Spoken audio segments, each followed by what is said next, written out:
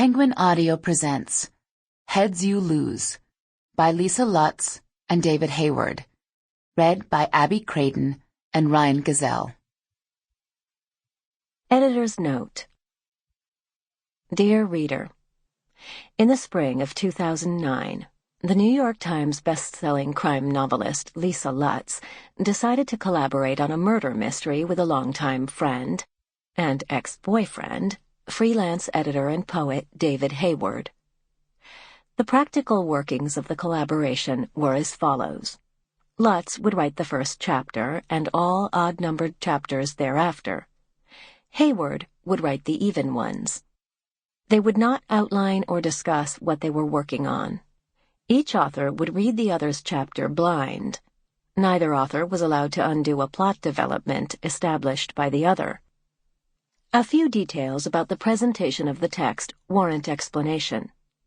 The footnotes within each chapter are comments made by the reading author. The authors also exchanged brief messages when a chapter was completed. These appear at the end of each chapter. The authors' initial messages to each other about the potential project are presented on the pages immediately following this editor's note.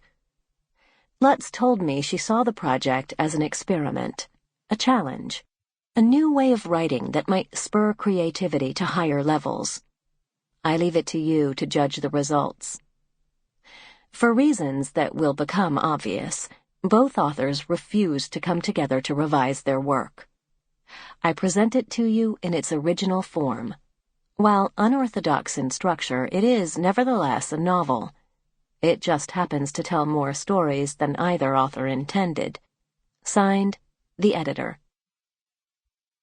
Dave, I just finished the first chapter of a new novel, a real crime novel with a dead body and all, and I thought of you, and not in the way you might expect. I'll cut to the chase.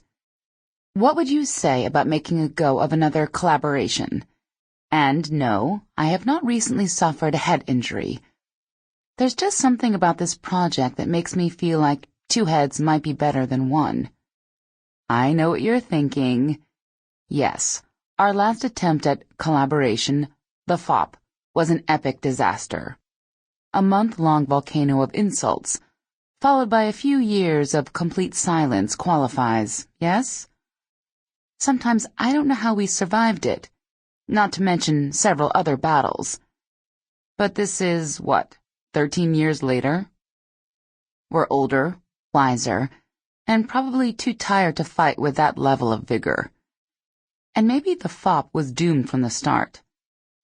When it came down to writing it in the sober light of day, it might not have been the bulletproof idea it seemed over pitchers of beer at the Kilowatt. The story of a double agent valet hiding behind the identity of his moronic yet flamboyant master is basically a B-movie version of Jeeves and Wooster. Although honestly, I still think there's something there. It just wasn't our fate to realize the vision. More importantly, we were writing that thing in the same room. Facial expressions can ratchet up an already stressful experience. I also think it's worth mentioning that this was back in your poetry days, and frankly, your touches of poignancy and high art references were severely out of place in a broadly comic, mainstream undertaking. Really, I accept equal blame for it.